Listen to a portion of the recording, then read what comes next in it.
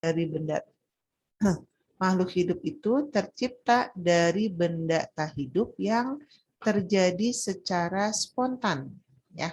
Contoh misalnya katanya larva lalat itu berasal dari daging yang membusuk, ya. Jadi kalau misalnya daging kita biarkan, lama-lama ada belatungnya gitu kan ya, ada larvanya ya. Nah, itu dia melihat bahwa oh ternyata larva itu asalnya dari daging gitu ya. Nah, kemudian kalau misalnya hujan, keluar cacing dari tanah, oh bahwa cacing itu berasal dari tanah, ya. Atau misalnya ngelihat di tumpukan sampah ada tikus, nah tikusnya berasal dari sampah, ya. Nah kurang lebih seperti itu, ya, menurut Aristoteles, ya. Ya, berikutnya adalah Anthony van Leeuwenhoek, ya. Jadi Anthony van Leeuwenhoek ini adalah ilmuwan yang menemukan mikroskop sederhana, ya. Nah, melalui mikroskop temuannya itu, dia meneliti air rendaman jerami. Nah, ternyata ditemukanlah benda-benda yang kecil, ya, yang bergerak dalam setetes air rendaman jerami di bawah mikroskop hasil penemuannya. Ya, nah Anthony ini menganggap bahwa benda-benda kecil itu dihasilkan atau berasal dari air rendaman jerami, ya. Nah, mungkin kalau sekarang mah ibaratnya benda-benda kecil itu mungkin kayaknya protozoa gitu ya. Ya, berikutnya ada John Needham. Nah, John Needham ini melakukan percobaan dengan menggunakan kaldu yang dididihkan, kemudian dibiarkan terbuka. Nah, setelah beberapa hari ternyata pada kaldu tersebut terdapat mikroba atau mikroorganisme, ya. Nah, kemudian dia beranggapan bahwa mikroba itu berasal dari air kaldu, ya. Nah, itu beberapa pendapat dari ilmuwan yang menganut paham abiogenesis, ya. Nah, tentu saja paham abiogenesis ini mendapatkan banyak tentangan, ya, dari ilmuwan-ilmuwan yang lainnya. Maka kemudian muncullah teori tandingannya, ya. Maka kemudian muncullah teori biogenesis, ya. Nah, teori ini ya memang bertujuan adalah untuk menumbangkan, ya, untuk menyanggah ada tentang teori abiogenesis, ya. Jadi dia berpendapat nggak mungkin bahwa makhluk hidup itu berasal dari benda mati, ya. Nah, maka teori biogenesis ini menyatakan bahwa makhluk hidup itu berasal dari makhluk hidup lagi, ya. Nah, yang mendukung itu ada beberapa ilmuwan, ya. Jadi yang pertama ada Francisco Redi, ya. Dia melakukan percobaannya menggunakan daging, ya, dimasukkan ke dalam toples, dan kemudian diberi perlakuan yang berbeda, ya. Toples yang pertama ini diisi daging kemudian dibiarkan terbuka, ya.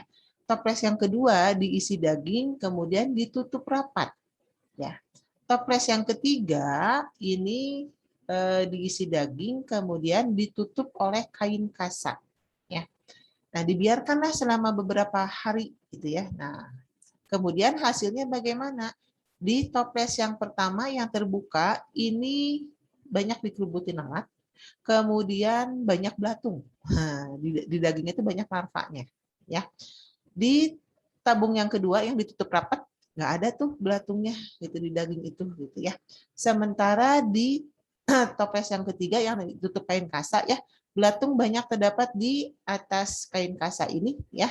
Nah, kemudian mungkin ada sedikit di daging yang mungkin belatung yang jatuh gitu ya, atau dari telur yang jatuh gitu, ya. Nah, maka kemudian Reddy menganggap bahwa belatung yang terdapat pada tabung A dengan tabung C itu berasal dari telur lalat yang menetas, ya.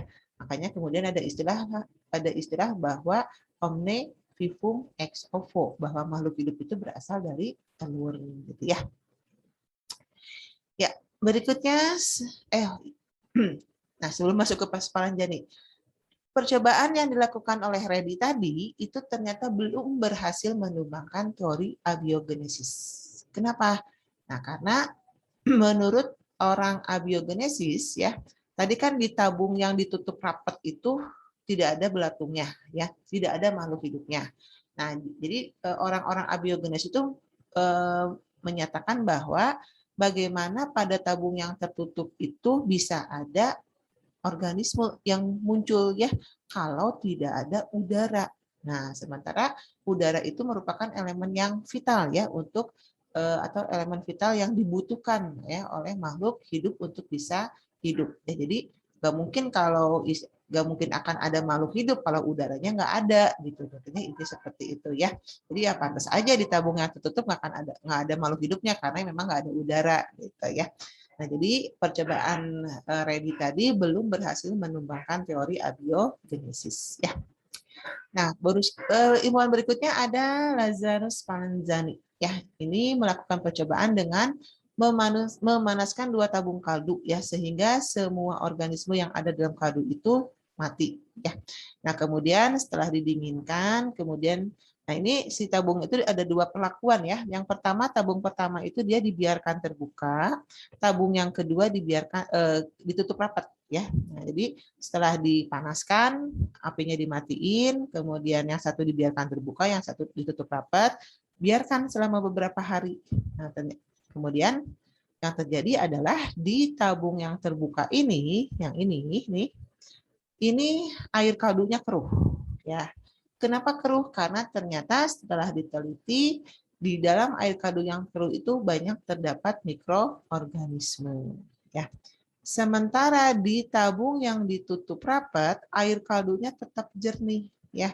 Nah, itu menunjukkan tidak ada pertumbuhan mikroorganisme, ya. Nah, menurut Spallanzani, dalam tabung yang terbuka, kenapa kaldu itu jadi keruh, ya? Karena adanya kontaminasi dengan mikroba. Dari mana mikrobanya? Dari spora jamur, spora bakteri yang mungkin ada di sekitar tabung ini, ya. Jadi yang ada di udara. Udara itu kan bisa masuk kan? Udara, debu, nanti spora jamur segala macam itu bisa masuk ya. Hingga akhirnya terjadi pertumbuhan mikroorganisme ya. Nah, sama nasibnya seperti dengan Francisco Redi, percobaan Lazarus Spallanzani ini juga belum bisa berhasil menumbangkan teori abiogenesis ya, karena alasannya sama tadi ya. Jadi bagaimana di tabung tertutup itu bisa muncul organisme kalau tidak ada udara gitu ya.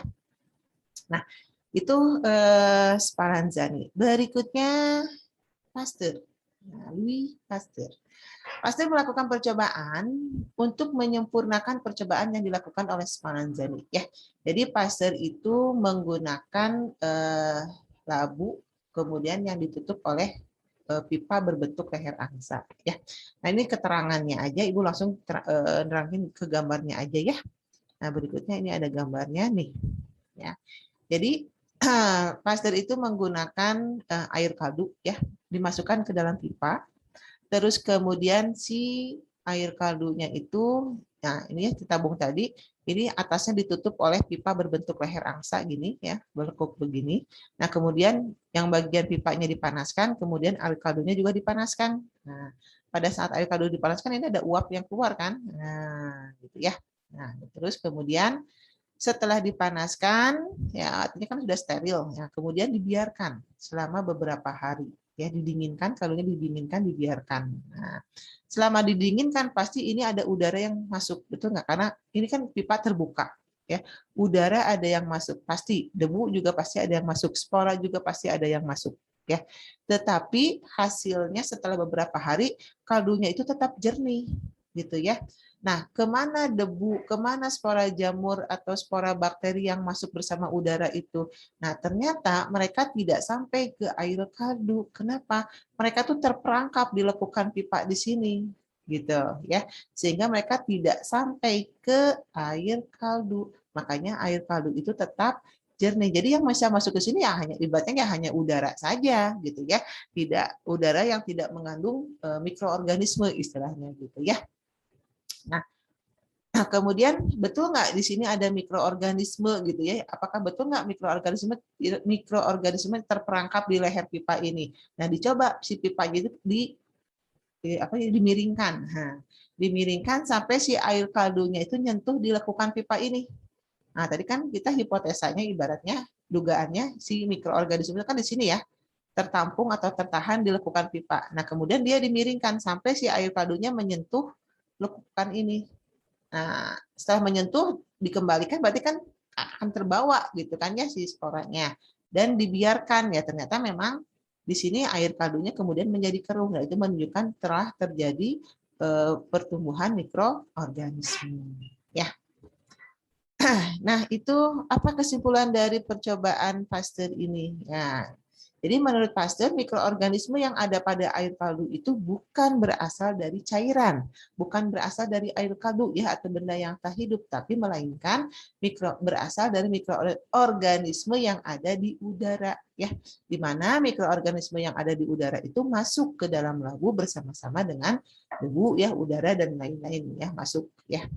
Nah, percobaan Pasteur inilah yang pada akhirnya bisa menumbangkan teori abiogenesis ya, karena dia bisa membuktikan tuh walaupun ada udara yang bisa masuk gitu ya, tapi ternyata tetap si mikroorganisme itu enggak tumbuh ya, si air kaldunya tetap jernih ya. Nah, maka kemudian muncullah satu kesimpulan bahwa katanya makhluk hidup itu berasal dari telur ya. Omne vivum ex ovo. Kemudian bahwa setiap telur berasal dari makhluk hidup. Omne ovum ex vivo. Dan setiap makhluk hidup berasal dari makhluk hidup sebelumnya ya. Omne vivum ex vivo ya.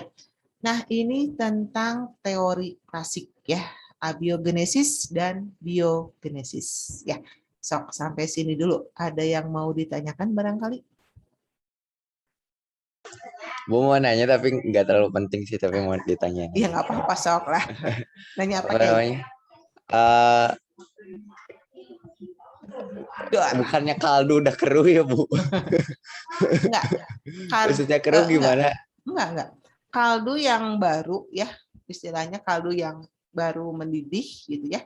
Itu dia tuh akan berwarna kekuningan tapi jernih gitu ya. Dan baunya ya bau daging gitu ya. Itu kaldu yang baru ya.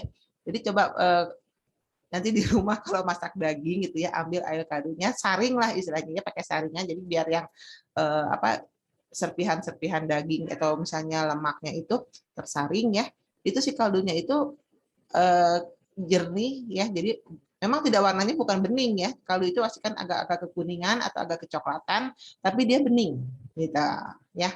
Nah, beda kalau misalnya si kaldu itu sudah busuk ya, baunya nggak enak ya, kemudian warnanya juga akan keruh gitu ya. Boleh jadi dicoba kayak di rumah kayak. Jadi kayak apa sih? Ya nggak transparan gitu ya Bu ya? Enggak. Ya, kalau itu kalau memang udah ada pertumbuhan mikroorganismenya ya. Tapi kalau awal tuh jernih tapi memang warnanya bukan warna bening gitu ya.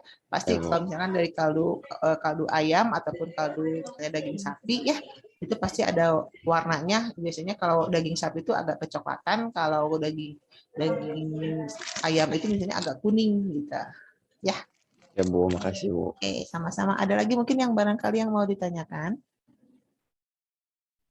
Ya, bisa dipahami berarti ya sampai sini. Oke. Berikutnya kita akan masuk ke teori modern misalnya ya. Kalau tadi teori klasik yang abiogenesis dan biogenesis, berikutnya kita masuk ke teori yang modern ya. Ini ada teori evolusi kimia sama teori evolusi biologi ya. Teori evolusi kimia itu ada yang menurut Harold Urey, ada Stanley Miller ya. Jadi kalau menurut Urey itu menyatakan bahwa atmosfer bumi purba itu ya terdiri atas beberapa gas, yaitu gas metan, ya, metana, amonia, uap air, dan hidrogen. Nah, dengan adanya energi alam ya berupa halilintar, sinar kosmik ya, maka campuran gas itu katanya akan bereaksi dan membentuk yang namanya asam amino. Nah, asam amino inilah yang merupakan dasar kehidupan ya. Nah, jadi menurut Urey, nah ini ya, jadi ini asam amino. Nah, ini dianggap sebagai substansi kehidupan. Kenapa? Karena asam amino ini merupakan senyawa penyusun dari apa? Protein, kan? Jadi kalau menurut apa ya Ibu coret-coret di atas ya. Jadi kalau menurut Urey itu kan tadi dari CH4 ditambah dengan NH3 ditambah dengan H2O dan H2 ya. Ini dengan adanya halilintar atau petir ya. Ini akan membentuk yang namanya asam amino. Nah, asam amino ini merupakan senyawa penyusun dari apa? Dari protein, gitu kan ya. Ada nggak organisme yang susunan tubuhnya hanya dari protein? Ada. Contohnya misalnya apa? Nah, Virus. iya, betul. Ya. Nah, jadi menurut Uray ini ada 4 tahap proses terbentuknya makhluk hidup. Yang pertama, molekul metana, amonia, hidrogen, dan uap air itu banyak ya kondisinya atau banyak tersedia di atmosfer. Kemudian adanya energi ya dari listrik, halilintar maksudnya energi listrik dari halilintar ataupun radiasi senior kosmik itu menyebabkan zat-zat tadi itu bereaksi membentuk molekul zat yang lebih besar, yaitu tadi yang asam amino tadi ya. Kemudian terbentuklah zat hidup yang paling sederhana yang memiliki susunan kimia ya seperti susunan kimia pada virus itu tadi ya protein tadi kan. Nah, asam amino itu kan ini kan penyusun dari protein. Nah, makhluk hidup yang tersusun dari protein itu adalah katanya virus ya. Nah, zat hidup yang terbentuk dan berkembang dalam waktu jutaan tahun akan menjadi organisme atau makhluk hidup yang lebih kompleks ya. Nah, itu menurut Urey, tapi ini kan hanya sebuah teori ya. Jadi Urey ini hanya mengemukakan teori. Nah, berikutnya ada Stanley Miller. Sama Stanley Miller juga ya. Nah, Stanley Miller ya, ini adalah murid Harold Urey ya. Dia berhasil membuat suatu model alat yang digunakan untuk membuktikan hipotesis Urey. Jadi Miller sama ya. Jadi Miller itu dia membuat suatu alat ya, ingin membuktikan betul nggak sih kalau nih CH4, NH3, H2O dan H2 itu direaksikan itu menjadi asam amino gitu ya. Dia ingin membuktikan apakah ini teh benar apa enggak gitu kan ya. Nah, jadi tadi apa begini? Miller memasukkan uap air, metana, amonia, dan hidrogen ke dalam tabung percobaan. Nah, kemudian tabung itu dipanasi ya. Untuk menggantikan energi listrik halilintar ke dalam perangkat alat, itu dilewatkan lecutan listrik bertegangan tinggi, yaitu sekitar 75.000 volt. Nah, hal ini dimaksudkan untuk meniru kondisi permukaan bumi pada waktu terjadi pembentukan zat organik secara spontan. Ya, jadi diperkirakan ya, kekuatan halnya petir itu ya setara dengan listrik bertegangan 75.000 volt gitu ya. Nah, dengan adanya energi listrik, maka terjadilah reaksi-reaksi yang membentuk zat baru. Ya, nah kemudian zat itu didinginkan dan ditampung. Hasil reaksinya kemudian dianalisis ternyata, nah dari situ yang diperoleh apa nih? Ternyata bukan hanya asam amino, ya, yang diperoleh juga ada gula sederhana, ya, misalnya ribosa, ya, dan juga ada adenin, ya. Nah, jadi percobaan Miller berhasil membuktikan bahwa zat organik itu bisa terbentuk dari zat anorganik secara spontan. Ya, ini alatnya seperti ini. Ya, jadi kurang lebih di sini dimasukkan gasnya, ya kemudian di sini ada air yang kemudian akan dididihkan, nanti uap airnya nanti akan naik gitu ya. Nah, kemudian di sini kan tadi yang gas-gas tadi sudah dimasukkan CH4, NH3 ya, H2, nah ditambah dari uap air di sini. Nah, kemudian dikasih listrik jeger gitu ya. Jadi yang pakai listrik 75.000 volt tadi ya di sini. Nah, akan terjadi reaksi kan. Nah, kemudian hasil reaksinya melewati kondensor, di sini terjadi pendinginan ya. Dari dikondensasi pendinginan, jadi cairan ini nanti si zatnya itu nanti akan berbentuk cair gitu ya. Nah, kemudian ditampung di sini. Nah, tinggal dianalisis ada apa aja nih di hasil reaksinya. Nah, ternyata tadi Miller mendapatkan apa? Ada gula sederhana selain asam amino ya, ada gula sederhana sama adenin ya. Nah, ini teori evolusi kimia ya. Nah, yang kedua ada teori evolusi biologi sebetulnya ya. Nah, ini dikemukakan oleh Alexander Oparin sama John Haldane. Ya, secara sederhana juga sebetulnya Oparin itu setuju ya dengan Harold Urey ya sama Miller ya. Jadi bahwa atmosfer kubah itu dulunya lebih banyak mengandung metana, amonia, uap air, sama gas ya. Nah, kemudian menurut Oparin karena adanya pemanasan tadi ya sama ya halilintar, maka terbentuklah tadi zat atau molekul sederhana ya. Misalnya yang setara seperti asam amino ya. Ya mungkin bukan hanya asam amino tadi ya, yang lain juga mungkin bisa terbentuk ya. Nah, nanti selama berjuta-juta tahun senyawa organik itu nanti dia akan terakumulasi ya. Jadi mungkin proses terbentuknya itu di udara ya, kan ada udara. Jadi di atmosfernya itu kan tadi ada CH4, amonia, NH3, uap air sama hidrogen. Kemudian terjadi reaksi adanya halilintar segala macam, terbentuk asam amino misalnya. Nah, kemudian asam amino ini bisa turun ke bumi, gitu ya. Misalnya bisa terbawa oleh air hujan misalkan gitu ya. Nah, kemudian si asam amino ini dia akan menempati cekungan-cekungan yang ada di bumi, ya, yang kemudian disebut dengan istilah primordial soup, atau subpurba gitu ya, subprimordial. Ya.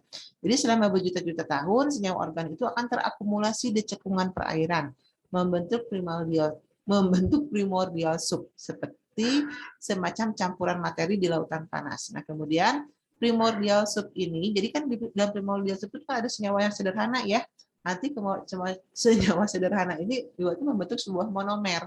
Nanti monomer-monomer bergabung menjadi polimer gitu kan ya. Nah, kemudian polimer membentuk yang namanya protobion. Nah, atau ada juga menyebut istilahnya koaservat. Ya, inilah yang katanya protobion inilah yang diduga itu merupakan cikal bakal ya dari sel makhluk hidup yang pertama ya. Nah, jadi menurut Oparin karena pada saat itu atmosfer tidak mengandung oksigen, maka diperkirakan organisme yang awal terbentuk itu bersifat prokaryotik, berarti dia monoseluler pastinya ya, anaerob ya, tidak memerlukan oksigen dan bersifat heterotrof. Dia tidak bisa membentuk makanan sendiri. Ya, nah secara sederhana, nah bagian dari, nah ini menurut Oparin ya. Jadi zat organik tadi ya, yang uap air, metana, amonia, hidrogen, itu nanti dia bereaksi ya, ini dengan apa? Dengan adanya petir ya, nah, adanya petir, sinar kosmik gitu ya. Nah, ini akan membentuk zat organik ya. Misalnya zat organiknya tadi berupa apa? Berupa asam amino, gitu kan ya. Nah, nanti asam amino ini bisa turun di bawah hujan. Nah,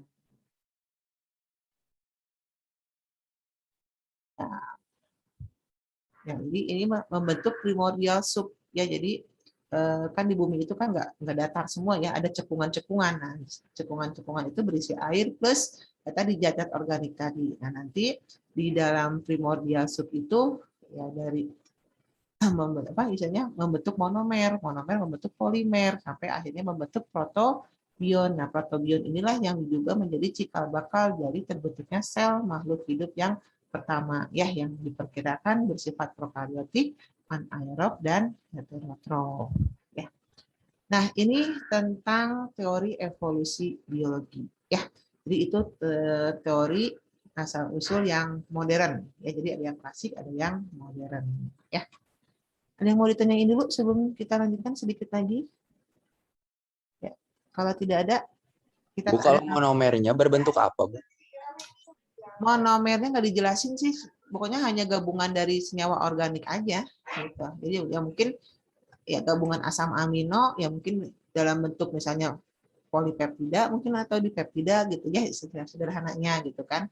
Nah, asam amino ya mungkin asam itu nanti asam amino kan membentuk apa? Peptida ya. Peptida menjadi membentuk polipeptida. Polipeptida nanti membentuk protein ya sampai membentuk senyawa kompleks kan protein itu ya. Nah, nanti mungkin dari protein gabung-gabung membentuk suatu protobion istilahnya kayak gitu. Ya. Itu secara sederhana aja sih. Oke, Bu, makasih. Ya, ini kan dia hanya berteori ibaratnya gitu ya. Nah, sekarang ada teori lain ya yang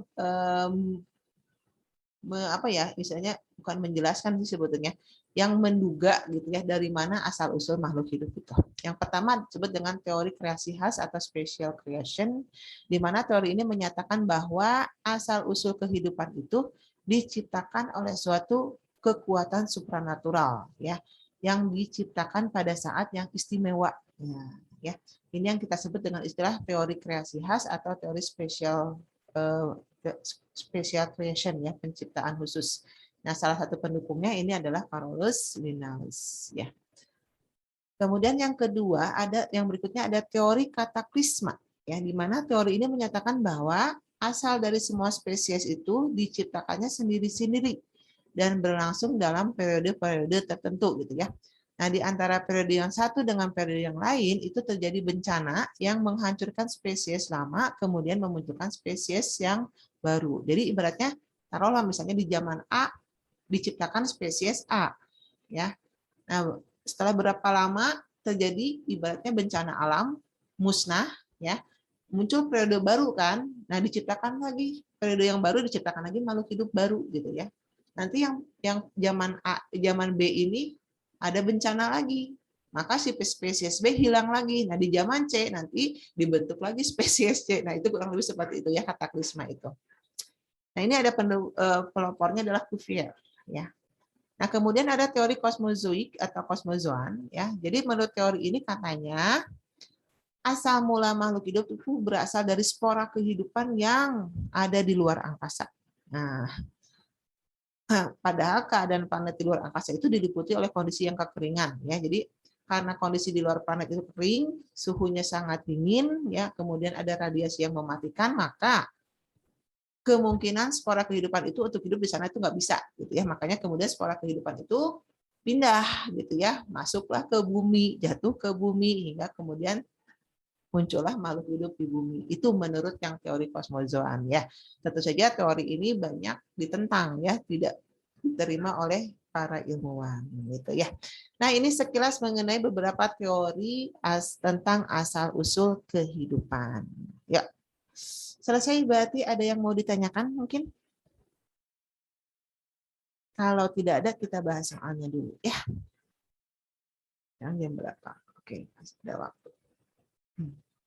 Nanti karena memang teori asal usul itu nggak terlalu banyak materinya, ya. Jadi kita selesaikan soalnya. Setelah itu mungkin nanti kita istirahat jeda dulu untuk sholat maghrib, baru kemudian nanti kita masuk ke bab baru tentang evolusi, ya. Ya. Ibu mau nanya dong, kalau di sekolah rata-rata kalian udah sampai mana? Baru beres genetik, Bu. Genetika Mendel. Enggak. Sebelum materi Oh, genetik. oh, materi genetik. Uh, Jadi belum masuk reproduksi sel belum? Udah udah baru beres reproduksi sel maksudnya. Reproduksi sel udah. Berarti Uh, baru mau genetika Mendel. ya baru mau Mendel. Ya karena memang kalau target di sekolah, ya biasanya target sekolah tuh materi semester 1 tuh sampai pola-pola hereditas, ya. Kalau sempat bisa sampai ke mutasi. Nah, tapi kalau Ibu sih targetnya materi kelas 12 itu selesai semuanya di semester ini, biar nanti di semester berikutnya kita tinggal membahas materi-materi yang kelas 10 dan kelas 11 gitu. Ya. Jadi nggak apa-apa, ya, misalkan di sini jadinya lebih cepat gitu kan.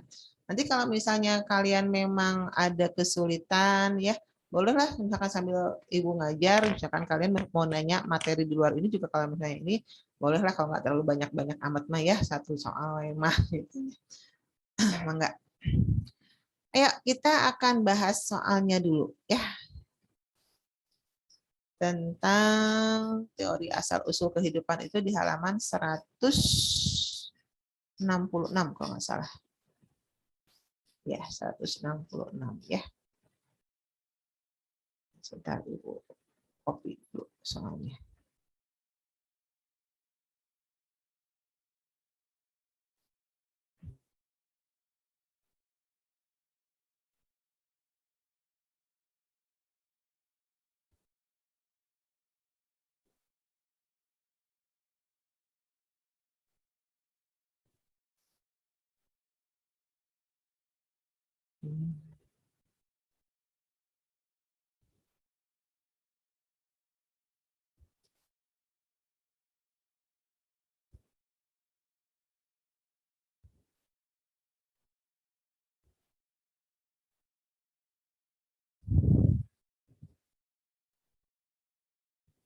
Ya, yang udah buka mungkin bukunya silakan dicoba soalnya. Nomor 1 kira-kira jawabannya apa? Teori tentang asal-usul kehidupan digolongkan ke dalam 2 kelompok, yaitu teori klasik dan teori modern. Tokoh yang termasuk teori klasik adalah, nah, jadi yang pertama itu kan ada teori klasik, ya. Yang termasuk teori klasik itu adalah ada teori abiogenesis, ya. Kemudian yang kedua ada teori biogenesis. Yang tadi masih ingat ya ilmuwan-ilmuwan pendukungnya. Yang kedua ada teori modern. Nah, kalau teori modern yang pertama ada teori evolusi kimia yang Harold Urey tadi. Dan yang kedua ada teori evolusi biologi yang Oparin tadi ya. Ini dikemukakan oleh Oparin. Kimia tadi apa? Harold Urey ya. Urey dan Miller. Biasanya kita singkat aja. Urey dan mana dan Miller. Abiogenesis dari siapa aja? Aristoteles. Aristoteles ya dan teman-teman. Kalau yang ini siapa? Redi, Pasteur dan lain-lain ya. Dan kawan-kawan. Jadi yang mana nih yang klasik? Berarti yang Aristoteles sama Anthony van Leeuwenhoek. Ya, ini dua-duanya penganut abiogenesis. Ya, nomor 2 apa jawabannya? Seorang anak membelah jambu air dengan tangannya. Ternyata pada jambu air yang kulit buahnya mulus terdapat banyak ulat. Menurut seorang siswa, ulat tersebut berasal dari lalat yang bertelur. Pendapat siswa tersebut sesuai dengan teori apa? Lalat itu berasal dari telur. Berarti yang D. iya, ya. Ini kan artinya makhluk hidup berasal dari telur, gitu ya. Nah, ya, jadi jawabannya yang D. Ya, nomor 3. Jawabannya apa? Pernyataan yang terkait percobaan yang dilakukan oleh Francisco Redi. Tadi Redi itu menggunakan apa? Kaldu apa daging? Kaldu. Redi menggunakan daging. Oh, daging. Yang kaldu itu Spallanzani sama Pasteur ya. Nah, menggunakan daging kemudian tadi menyatakan bahwa larva itu berasal dari telur kan ya. Berarti omne vivum ex ovo. Ya, ini juga jawabannya yang C. Ya, nomor 4, berikut data hasil percobaan yang dilakukan oleh Spallanzani. Labu 1 air kaldu mengalami perubahan menjadi keruh, baunya tidak enak. Ya, labu 2 air kaldu tidak mengalami perubahan, baunya tidak berubah. Kesimpulan yang dikemukakan oleh Spallanzani adalah ya, yang mana jawabannya? D. Ya, yang D, betul. Pembusukan air kaldu disebabkan oleh mikroba yang terdapat di udara. Silakan kalau mau di screenshot dulu atau mau disalin dulu jawabannya enggak.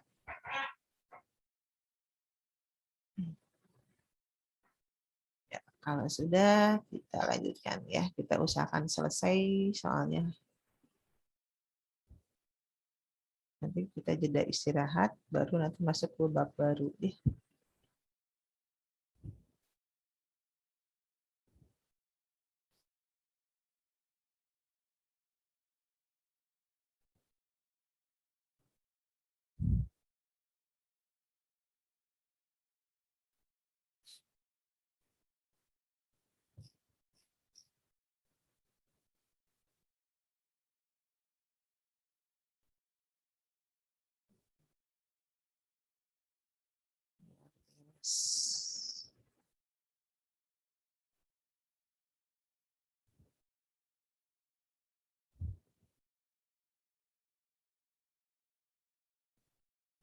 lagi.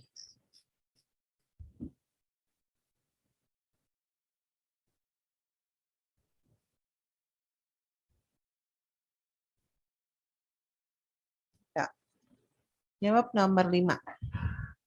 Eksperimen Pasteur dikembangkan untuk memperbaiki eksperimen Spallanzani yang rangkaian percobaannya tidak memungkinkan masuknya elemen vital untuk mendorong terjadinya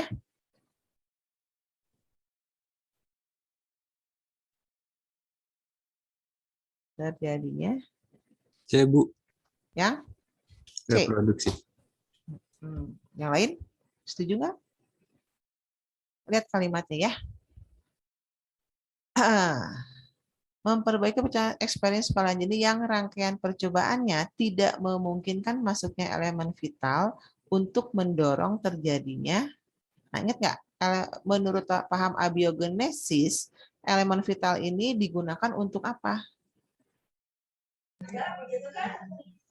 Untuk memunculkan makhluk hidup, ya kan? Artinya memang elemen vital ini digunakan untuk mendorong terjadinya generatio spontanea. Ya. Nah, itu yang nomor 5. Nomor 6. Pipa berbentuk leher angsa pada percobaan Pasteur berfungsi untuk apa? Mencegah hubungan dengan lingkungan luar. Justru dengan tabung leher angsa udara bisa masuk gitu kan ya. Menghalangi mikroorganisme masuk ke dalam air kaldu, ini yang betul ya. Mencegah pertumbuhan bakteri, tidak mencegah ya. Tempat masuknya udara luar ke labu, betul. Jadi 2 dan 4 berarti jawabannya yang C. Bu, aku masih gak ngerti yang nomor 5, Bu. Pertanyaannya. Gini. Jadi sebetulnya gini loh.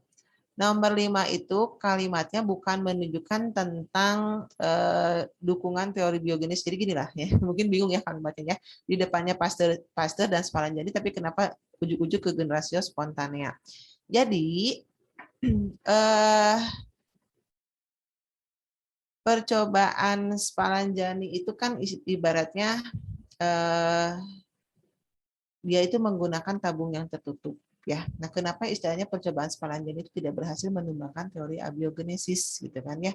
Nah, karena menurut teori abiogenesis bahwa pada percobaan Spallanzani itu tidak memungkinkan masuknya elemen vital yang mendorong untuk terjadinya makhluk hidup gitu ya. Itu menurut yang abiogenesis. Jadi kalimatnya kita mengutip istilahnya pernyataan yang menurut mereka itu ya, bahwa elemen vital itu fungsi elemen vital itu adalah untuk mendorong terjadinya generatio spontanea. Gitu maksudnya ke sana soalnya ya.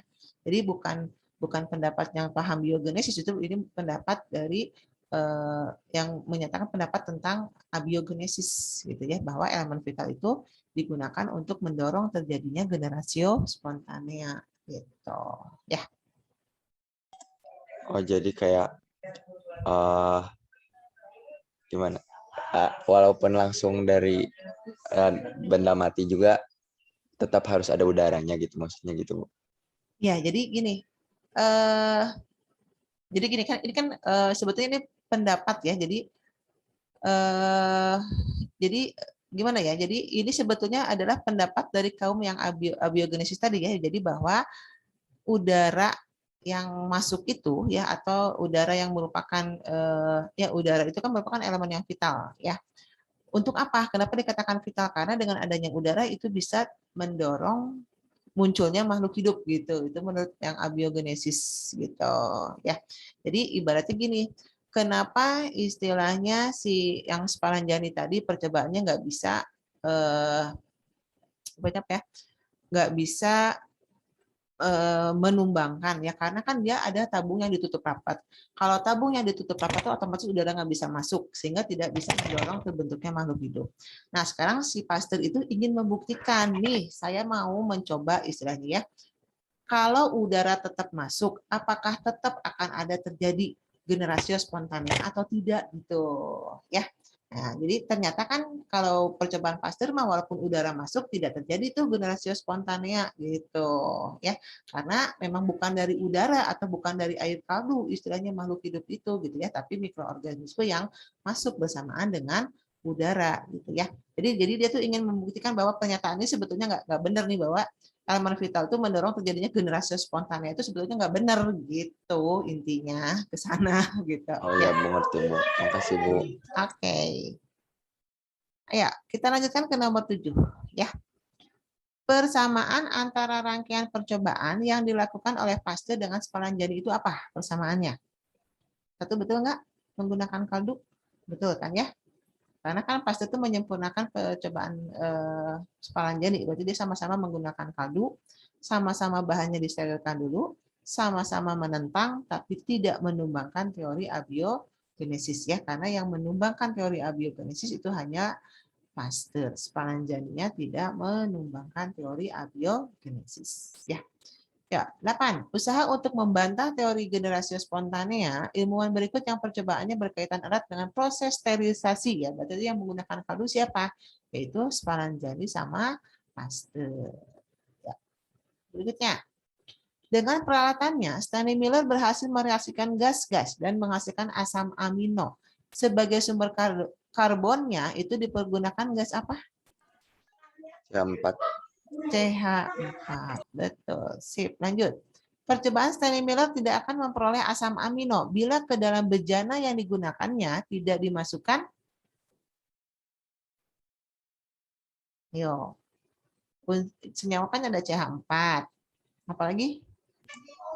NH3, H2, dan H2O. Nah, ini katanya akan terbentuk asam amino. Unsur mana yang menyebabkan terbentuknya asam amino?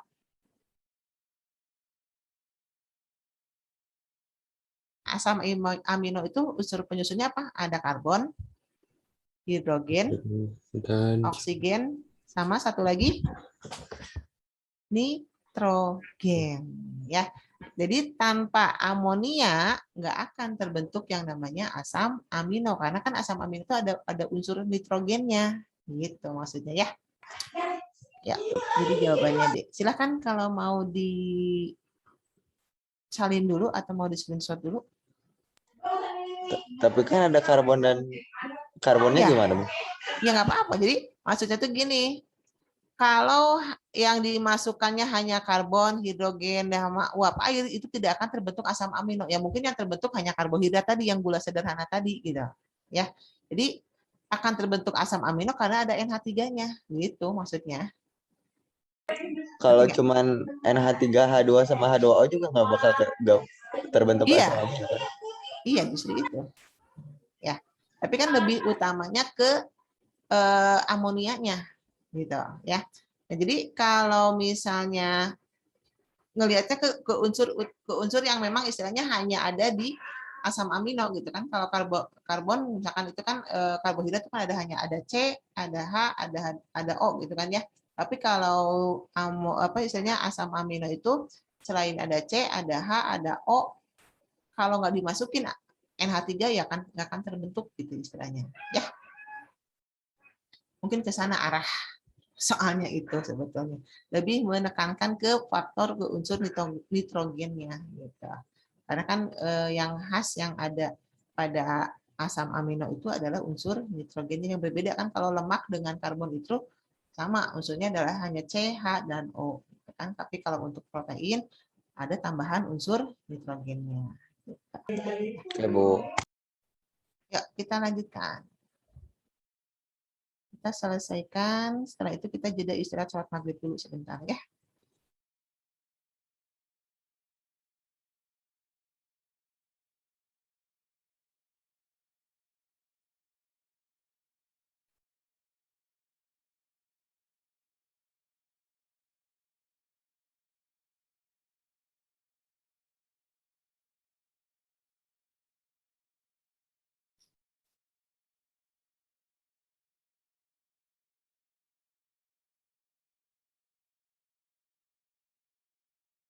Ya, nomor 11. Stanley Miller berhasil memperoleh senyawa asam amino dari materi abiotik berupa apa saja? CH4 ya, H2O, NH, dan H2. Ya, jadi ini yang betul hanya 2 dan 4. Berarti jawabannya adalah yang C. Ya. 12. Penelitian tentang asal-usul kehidupan telah dilakukan berbagai percobaan yang sealiran dengan teori kosmozoa. Teori kosmozoa itu tadi yang gimana? Yang katanya makhluk hidup itu berasal dari spora kehidupan dari luar angkasa ya. Jadi teori kosmozoa itu katanya bahwa kehidupan di bumi itu berasal dari spora kehidupan yang datang dari luar angkasa. Ya. Nah, ya mungkin artinya di sini yang sealiran. Jadi kan kalau ruang angkasa berarti dari udara gitu kan, dari atmosfer ya. Nah, berarti yang sealiran dengan teori kosmozoa itu adalah teori yang dikemukakan oleh Miller ya atau Urey ya. Jadi bahwa kehidupan itu berasal dari atmosfer gitu ya, dari udara. Ya, nomor 13, menurut Oparin, makhluk hidup yang pertama itu terbentuk di lautan. Ya, terbentuk melalui evolusi biologi. Ya, merupakan organisme uniseluler. Ya, fotoautotrofnya enggak ya. Karena ini harusnya heterotrof. Ya, 13 jadi jawabannya yang A. 14, berdasarkan teori Oparin, organisme yang pertama kali muncul di planet bumi adalah bersifat heterotrof.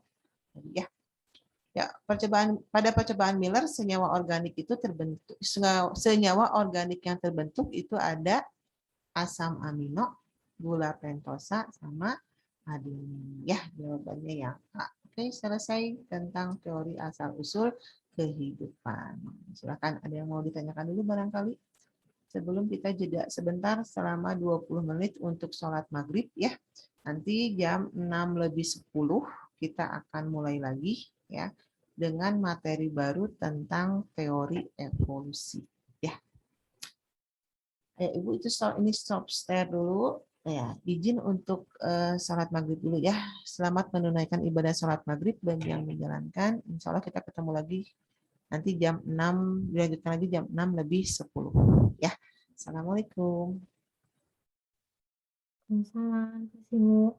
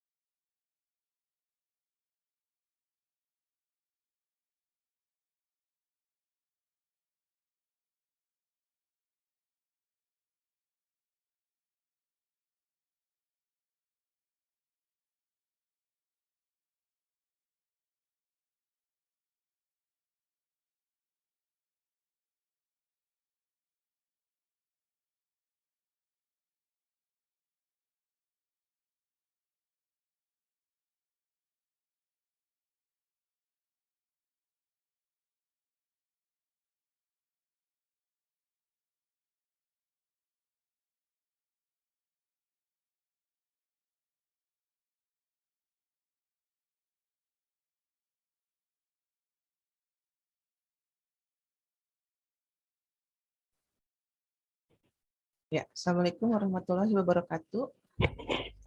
Ya, sudah ada yang standby?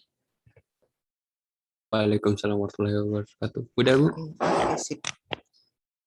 Ya, yang lainnya kalau ada yang mau belum selesai mungkinnya sholat maghribnya nggak apa-apa ya. Kita sambil nunggu kita mulai aja. Kita akan masuk sekarang materi baru ya setelah setelah teori asal usul kita akan masuk bab tentang evolusi ya. Sebentar, kita bahas tentang evolusi. Ya, kita akan bahas mengenai evolusi.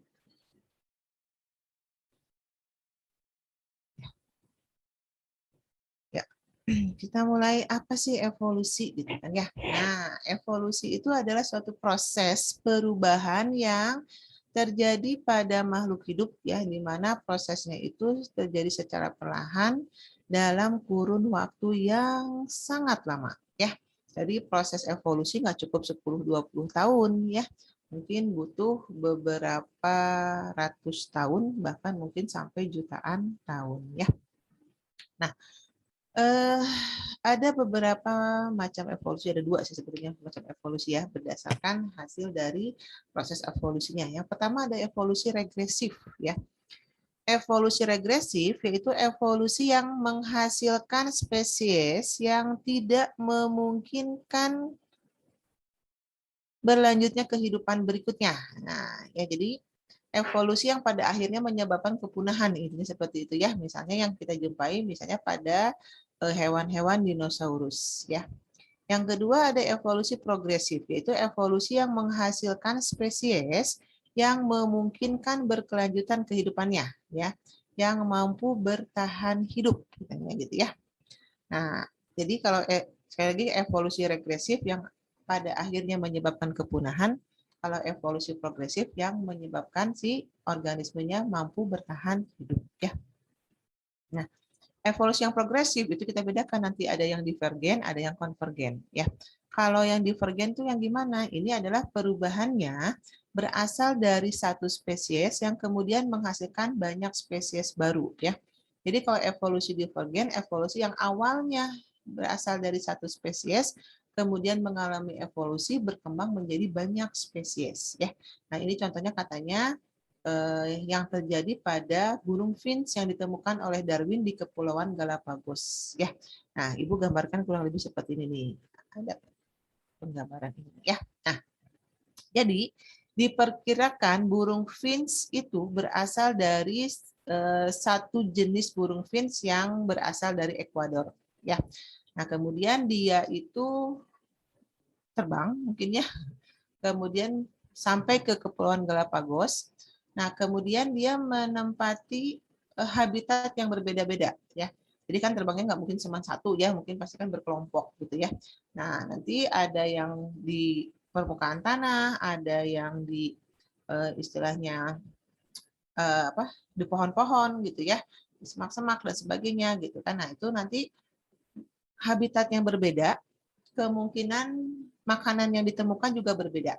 Nah, nanti dia itu akan istilahnya menyesuaikan ya. Makanya dari bentuk paruh burung finch yang seperti ini, kemudian nanti ini bisa berkembang menjadi beberapa macam ya. Nah, ini bentuk paruhnya bisa yang paling istilahnya yang paling membedakan itu adalah dari bentuk paruhnya ya. Karena ini menyesuaikan dengan jenis makanannya ya. Ini burung finch tanah besar ya. Ini burung finch tanah kecil, tanah besar. Jadi ada yang di burung finch vegetarian, ada burung finch yang di pohon kecil, pohon kaktus dan sebagainya gitu ya. Jadi perbedaan jenis makanan menyebabkan perbedaan bentuk paruh hingga pada akhirnya menghasilkan spesies yang berbeda-beda ya. Nah, itu yang evolusi bersifat divergen ya. Nah, kemudian yang berikutnya ada evolusi yang disebut konvergen ya. Ini adalah proses evolusi yang perubahannya didasarkan pada adanya kesamaan atau kemiripan struktur tubuh ya antara dua organisme atau lebih karena menempati habitat yang berbeda. Bentar, Ibu mau nutup dulu.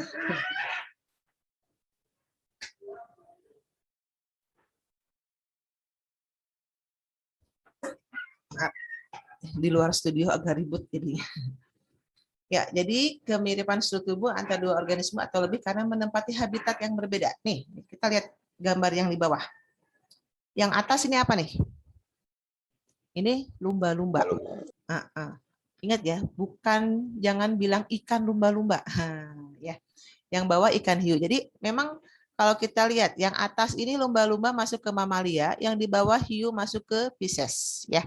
Nah, orang awam ini seringkali menyebut dengan istilah atau sebutan ikan lumba-lumba, ikan paus. Padahal mereka bukan bangsa ikan, ya. Mereka mamalia. Nah, tapi kenapa orang bisa sampai menyebut ikan lumba-lumba? Kenapa bisa sampai menyebut ikan paus? Ya, karena bentuk tubuhnya mirip dengan bangsa ikan pada umumnya, gitu ya. Jadi karena mereka istilahnya memiliki struktur tubuh yang sama, ya, atau padahal mereka berasal dari istilahnya kelompok yang berbeda. Nah, itu maka kita kategorikan istilahnya sebutnya evolusi yang bersifat konvergen, ya. Nah, berikutnya ada sirip pada anjing laut dengan sirip pada penguin. Nah, ini juga memiliki kemiripan, ya, karena memang tempat hidup merekanya yang sama, ya. Nah, ini yang disebut dengan evolusi konvergen, ya. Nah, berikutnya yang kita bahas adalah mengenai ya, teori-teori evolusi, ya. Jadi yang tadi yang mengenai macam-macam evolusi, mudah-mudahan bisa dipahami ya. Jadi sekali lagi evolusi itu ada dua, ada yang regresif, ada yang progresif. Regresif menyebabkan kepunahan, progresif yang menyebabkan tetap bertahan. Nanti yang progresif itu dibagi dua lagi, ada divergen, ada konvergen. Ya, divergen artinya kan menyebar dari satu spesies jadi banyak. Kalau konvergen menyusut berarti dari banyak jadi satu gitu, ya. Ya, berikutnya kita bahas teori evolusi. Ya, ada 3 teori evolusi yang akan Ibu bahas di sini, ya. Yang pertama adalah teori evolusi Darwin. Ya, memang teori evolusi itu pasti tidak akan lepas dari yang namanya Charles Darwin, ya. Ya. Darwin mengemukakan teori evolusinya dalam buku yang berjudul On the Origin of Species by Means of Natural Selection, ya, asal mula terbentuknya spesies ya melalui seleksi alam, yang diterbitkan pada tanggal 24 November 1859, ya. Di mana dalam buku ini bukunya ini ada 2 teori pokok, ya, yang disebutkan atau dikemukakan oleh Darwin. Yang pertama katanya bahwa spesies yang hidup sekarang itu berasal dari spesies yang hidup di masa yang lalu, ya. Kemudian bahwa evolusi terjadi melalui seleksi alam, ya. Nah, ajaran Darwin itu didasarkan pada pokok-pokok pikiran. Jadi artinya pada saat istilahnya untuk bisa menyusun suatu teori, Darwin itu nggak cuma asal menyusun gitu ya. Banyak hal yang dilakukan oleh Darwin, kemudian juga istilahnya dia mengamati istilahnya ya hal-hal yang memang terjadi di sekitarnya gitu ya. Nah, pokok pikiran yang istilahnya apa ya? Pokok pikiran Darwin mengenai teori evolusi itu ada 4 nih ya. Yang pertama katanya dia melihat tidak pernah ada 2 individu yang sama, ya. Dalam satu keluarga pun tidak pernah ada yang sama 100%. Bahkan yang kembar identik pun nggak akan 100% sama, pasti ada bedanya, ya. Kemudian bahwa katanya setiap populasi itu cenderung bertambah banyak. Ya, kenapa ya? Karena kan yang namanya makhluk hidup memiliki kemampuan untuk berkembang biak, ya. Jadi setiap populasi makhluk hidup itu pasti memiliki kecenderungan untuk bertambah, gitu ya. Nah, tapi di sini ada faktor pembatasnya.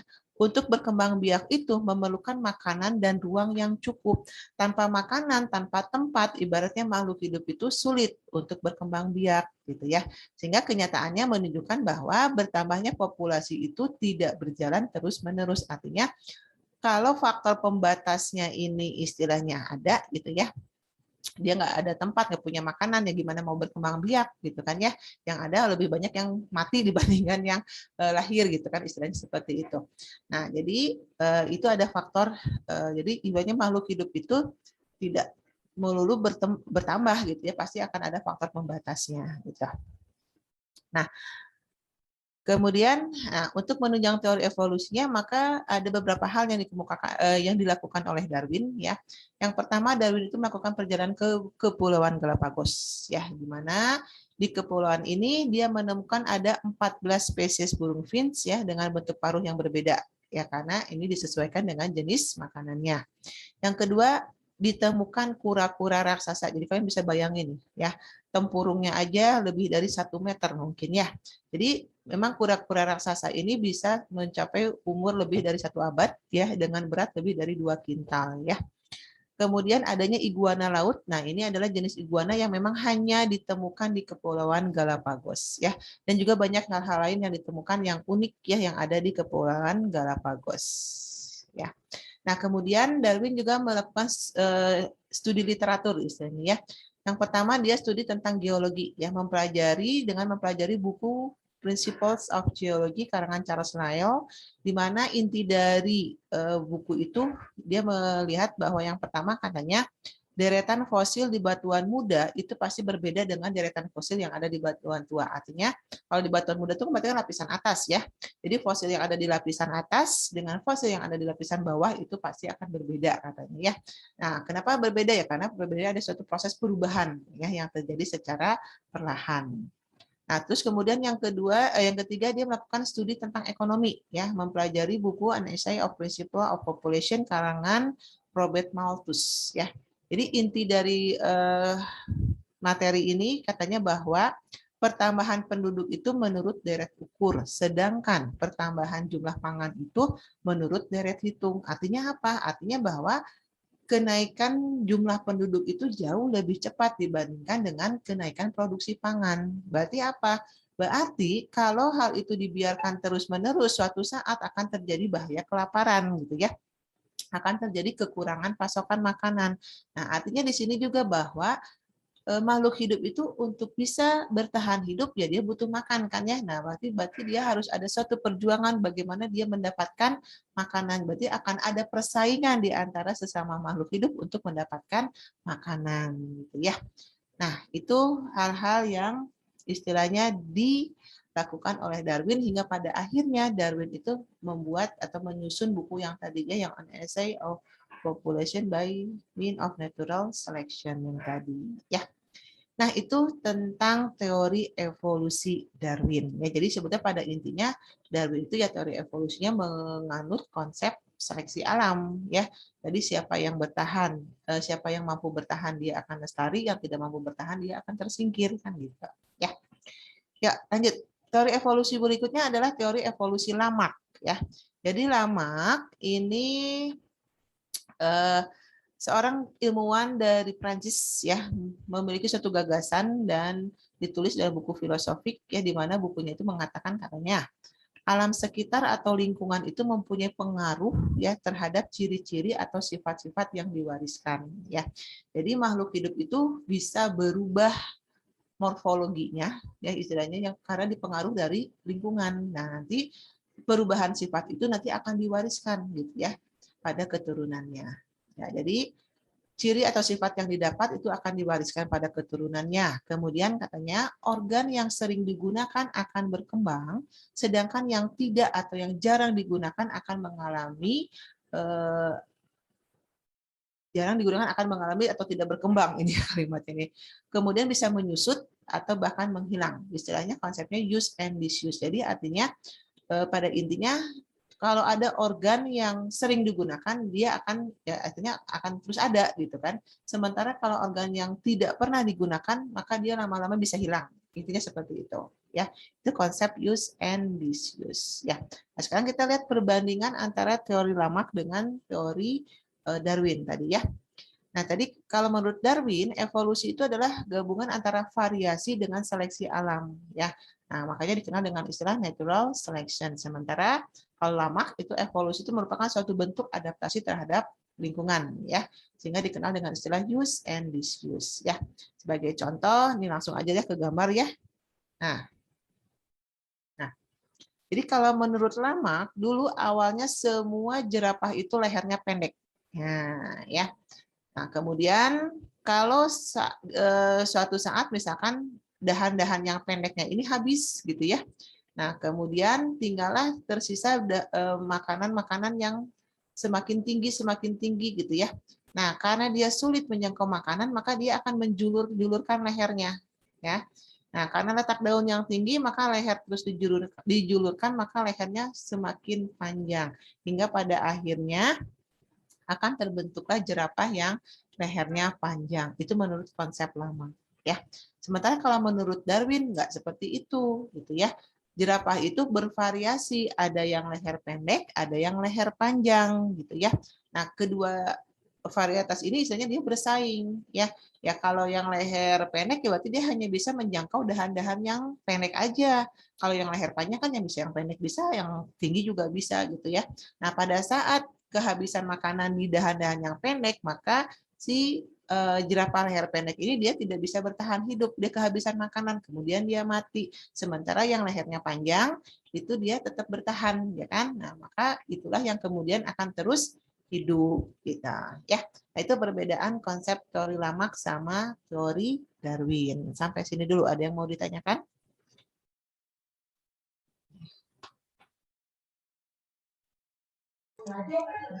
Ada? Yuk, satu lagi ya, teori satu lagi. Biar selesai tentang teorinya. Ya. Yang ketiga ada teori evolusi yang dikemukakan oleh August Weismann. Ya. Nah, teori Bapak Weismann ini menentang pendapat yang dikemukakan oleh Lamarck. Ya. Jadi dia berpendapat bahwa sel tubuh itu nggak dipengaruhi oleh lingkungan dalam hal penurunannya, tetapi melainkan berdasarkan prinsip genetika. Ya. Jadi ibaratnya dia bilang nggak bisa tuh konsep use and disuse itu terjadi gitu ya.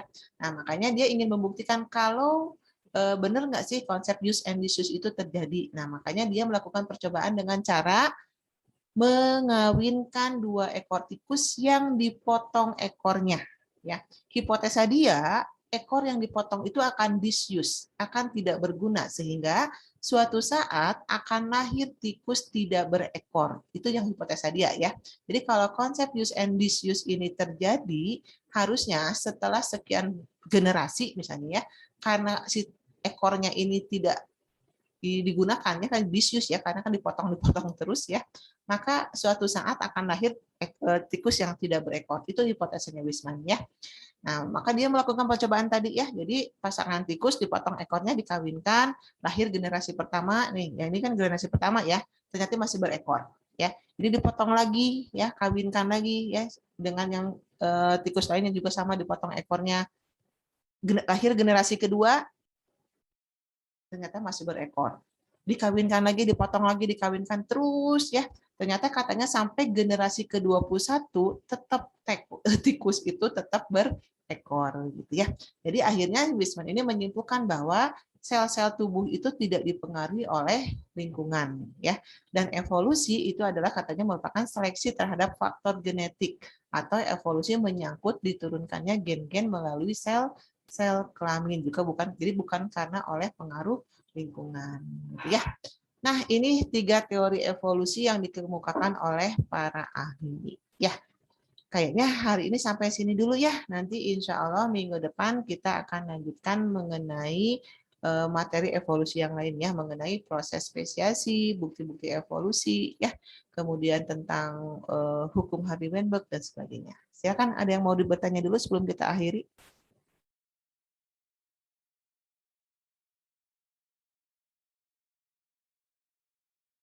Enggak, Bu. Enggak ada, oke. Iya, kalau tidak ada pertanyaan, terima kasih atas perhatiannya. Mungkin kita cukupkan juga dulu ya untuk pertemuan kita hari ini. Insya Allah kita ketemu lagi minggu depan di jam dan waktu yang sama. Ya, sekian dari Ibu. Tetap sehat, tetap semangat. Sampai ketemu insya Allah minggu depan. Wassalamualaikum warahmatullahi wabarakatuh. Waalaikumsalam warahmatullahi wabarakatuh. Terima kasih, Bu. Makasih, Terima kasih, Ya, Bu. mangga Terima kasih, Bu. sama-sama.